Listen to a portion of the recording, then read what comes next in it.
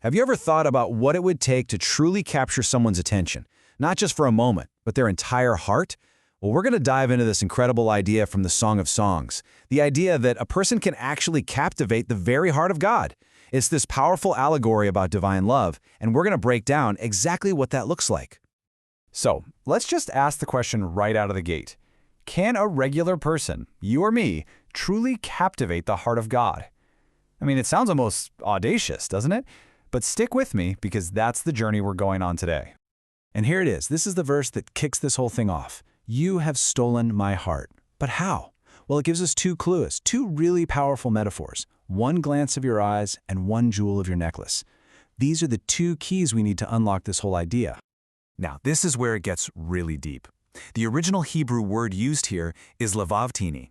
And this doesn't just mean God is pleased or happy. No, this word means to be ravished, to have your heart set on fire, to be completely and totally captivated. It's the idea of a devotion so passionate that it makes God's heart, metaphorically speaking, beat faster. To really get what this means, think about the parable of the prodigal son. You've got the elder son, right? He did everything he was supposed to. His faithfulness was acceptable, for sure. But then you have the younger son, who comes back broken and repentant, and that is what ravished the father's heart. That's what made him run. It's the huge difference between just doing your duty and having a heart-level devotion that truly moves God. Okay, so let's tackle that first metaphor. What in the world is this glance of the eyes? Well, it's not some casual, sideways look. It represents a single-minded, laser-focused passion for one thing and one thing only: God's presence. And you know who is the absolute prime example of this? King David. He's famously called a man after God's own heart, and his life is basically a roadmap for what this kind of focused, passionate devotion is all about. Just listen to the heart behind these words. One thing I ask, this only do I seek. That's it. That's the glance. It's this pure, singular desire for communion with God that rises above everything else. His focus wasn't split a million ways. It was locked in. And here's the part that should give all of us hope. David was called a man after God's own heart, not because he was perfect. I mean, far from it, right? It was because he relentlessly, passionately chased after the one thing God himself wants most: communion with us. It shows that the passionate pursuit of God can matter even more than a perfect track record. All right, so that's the glance. Now let's talk about the second piece of the puzzle, the jewel of your necklace. This is just as powerful, and it represents acts of faithful obedience that are carried out in the middle of hardship and suffering. I mean, think about the giants of the faith in Hebrews 11. You've got Abraham, who trusted God enough to leave everything and even be willing to sacrifice his own son. Moses, who chose suffering with his people over all the pleasures of Egypt. And Noah, who obeyed a command to build a giant boat that must have sounded absolutely insane to everyone around him. These were huge acts of faith forged in the fire of trial. And let's be really clear, this was not an easy faith.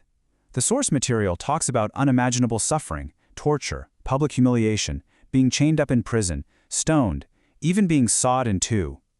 These people endured the absolute worst, all while holding on to their faith.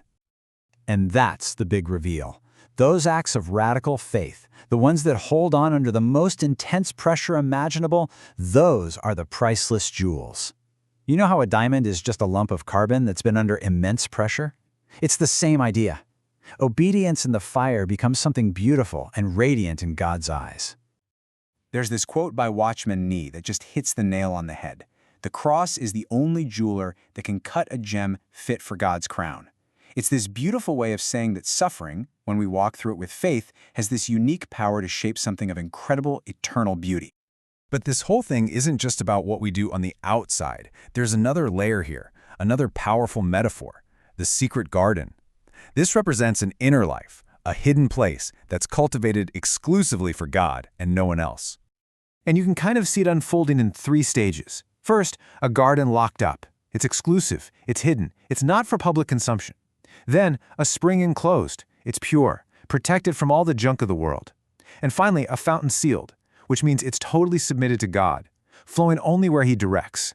It's a journey deeper and deeper into surrender. You know, this leads to a massive shift in perspective. It suggests our primary calling isn't to be a worker for God, constantly producing things. It's to be a lover of God, cultivating this inner beauty that's meant for His delight alone. It totally reorients us from outward performance to inward presence. But here's the beautiful twist. That hidden, secret garden isn't meant to stay locked up forever. And that brings us to the final, amazing stage of this whole journey. The transformation from a private garden into a fruitful orchard, where all that inner devotion starts to have an outward impact. You can see the evolution right here. The garden is all about that inward, private, intimate devotion. But the orchard? That's outward, public, and all about a fruitful life that actually nourishes other people. The hidden life grows up and matures into a life that blesses everyone around it.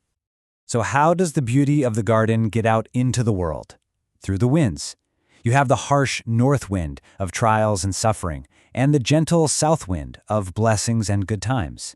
And the point is, both serve a purpose. They're both used by the Holy Spirit to carry the fragrance of that mature, fruitful life out into the world for others to experience. And that really brings us to our final thought, a question for you to just sit with. When you look at this whole journey, from that single-minded glance, to the jewels forged in suffering, to the secret garden, and finally to the fruitful orchard, where do you see yourself right now? Is your life a hidden garden, a fruitful orchard, or are you somewhere on the journey in between? It's a pretty powerful thing to think about.